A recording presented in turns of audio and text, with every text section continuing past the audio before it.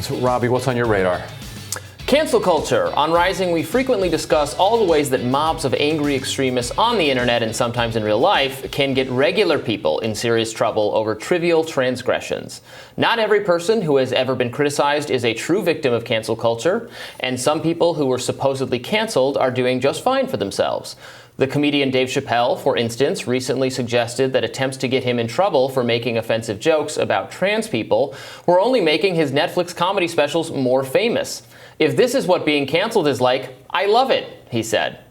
But not everybody makes out so well. On elite college campuses, where activist students are powerful and militant about everybody using correct language and having correct thoughts on race and gender in particular, people routinely suffer serious consequences for crossing the mob.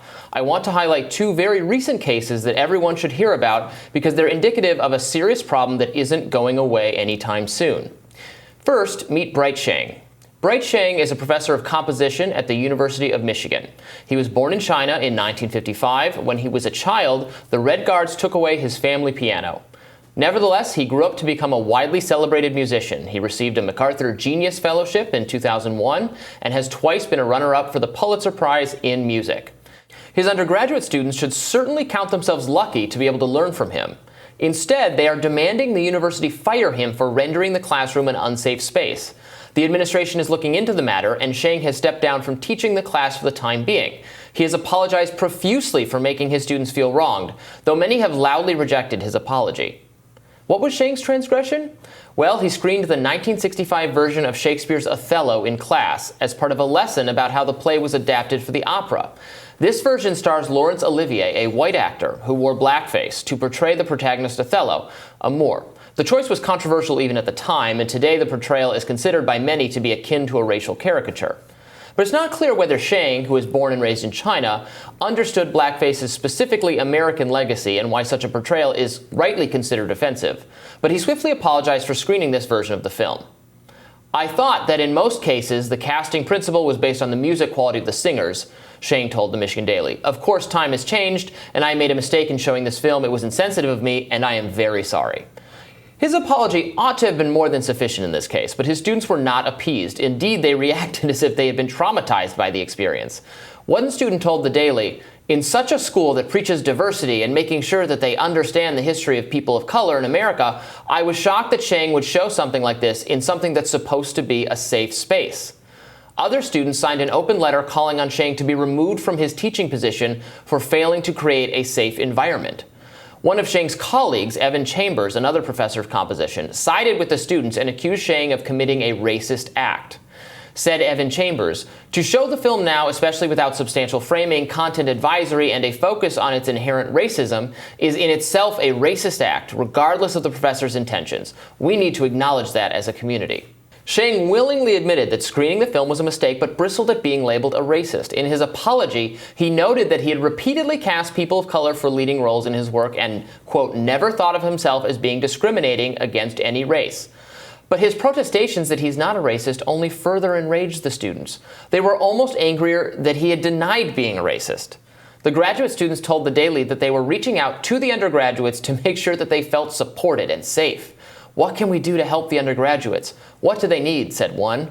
Now, I'm including so many of the quotes from this student newspaper article in order to make clear that this was not just one or two irate people. A significant number of Sheng's own students, former students, and colleagues have denounced him as a racist. And the administration is taking the matter seriously. The music department released a statement saying that Sheng's actions do not align with our school's commitment to anti-racist action, diversity, equity, and inclusion. The university's Office of Equity, Civil Rights, and Title IX has received a complaint about the incident. The University of Michigan is a public institution at which students and professors deserve free speech and expression rights. It is a violation of the university's cherished principles of academic freedom to punish Sheng for the choices he makes in the classroom. Screening a racially problematic film in an educational setting is neither a racist act nor an endorsement of racism. At this point, it is Sheng who is owed an apology from the broader university community for falsely maligning him. Imagine surviving the Cultural Revolution in communist China only to re-encounter a version of it on an American university campus in 2021. And Sheng is not an outlier, by the way. Consider the second case I wanted to discuss, of Dorian Abbott, a geophysicist who teaches at the University of Chicago. Now, MIT recently invited Abbott to deliver the annual John Carlson Lecture, the purpose of which is to communicate exciting new results in climate science to the general public.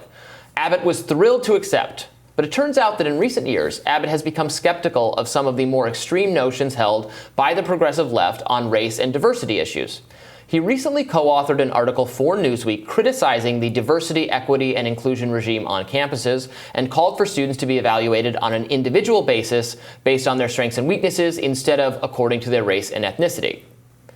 The article was essentially an argument against affirmative action, and while affirmative action is very popular among university liberals, it's actually disfavored substantially among the general population. As Yasha Monk pointed out in a recent article for The Atlantic, nearly 3/4 of Americans oppose affirmative action, according to survey results from the Pew Research Center. Even in Democratic-controlled California, an affirmative action measure was defeated at the ballot in the most recent election. My point is just this. It shouldn't be wildly out of bounds to criticize the modern progressive obsession with race-based admissions in education, since most people feel that way. Yet Abbott's decision to enter this debate got him disinvited from MIT after a Twitter mob demanded a witch trial. Take a look at some of these tweets. MIT students and alumni acted like Abbott was some kind of racist mass shooter for daring to question diversity and inclusion mandates that treat racial categorization as the most important thing about a person. The cowardly decisions by MIT and the University of Michigan show that prestigious universities are failing their stated commitments to free expression and academic inquiry. They are caving to illiberal mobs who desire to crush anyone who disagrees with them even slightly. And those mobs won't stay on college campuses forever. They won't exist solely online forever either. Commenting on the relevance of higher education activism to broader society in 2018, the writer Andrew Sullivan observed, "We all live on campus now. Do you feel safe? I certainly don't." So, we talk about... This is a safe space. This is a safe space. We're not going to... I mean, they'll come for me one day, maybe you, Ryan. I don't mean to over-dramatize these. I know this is not the most important thing that has ever happened in the history of human time, and we should definitely cover other issues, too, and we do cover a lot of other issues. But it's ridiculous to me, and it's unfair and absurd that these two people go through this and other people have gone through this. I mean, these brilliant people who are teaching students, and you want to give up your opportunity to learn from this person and also force all of your classmates to not learn from this person because you have this trivial problem with them, and then you exaggerate it to like your own life was at risk from having had this awkward or uncomfortable moment, which is crazy. And one of the risks of these quagmires is that they become like quicksand. And so Evan Chambers, who you talked about at Michigan, going after Sheng, saying that he committed a racist act. So just search. I was like, Evan Chambers, look, what's he up to? What's he do? Great musician. He seems like a great musician.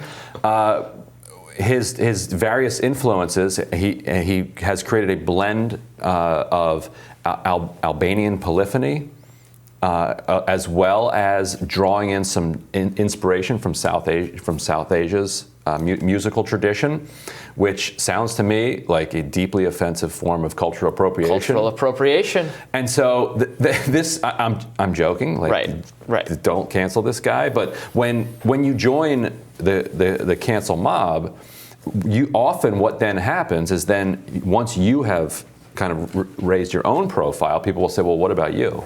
Yeah. What have you done that is cancel worthy?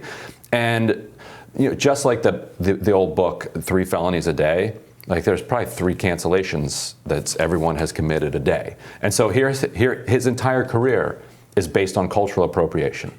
So is that creating an unsafe space for people who are threatened and harmed and feel like harm is done to them by experiencing or being made aware of the idea of cultural appropriation? Maybe. And so then if somebody calls him out, then somebody goes and looks into what that person has done, throughout their life. But Sheng should have, he could have found a different Othello version. Right. He could have said there's a historical reason why this is important to talk about the way that the opera is adapted on screen, but you should understand that there was this absolutely racist and absurd decision made to have a character in blackface play Othello. Then done. Then you've. On the other hand, was it that traumatizing?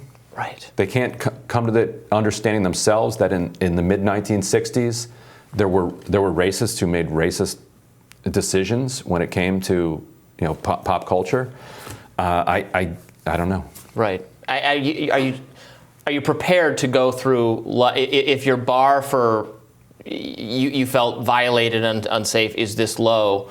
I'm worried you're going to have a really difficult life ahead of you. Right. Also, as we're routinely and it's not told, healthy to put yourself in as that we place. are routinely, and I think in many ways correctly told, this is a country that is shot through with racism. Yeah. So trigger warning should be on at all times. Yeah. You're going to confront it if that's what it is, which it is. Yeah. So, anyway, we'll have more Rising right after this.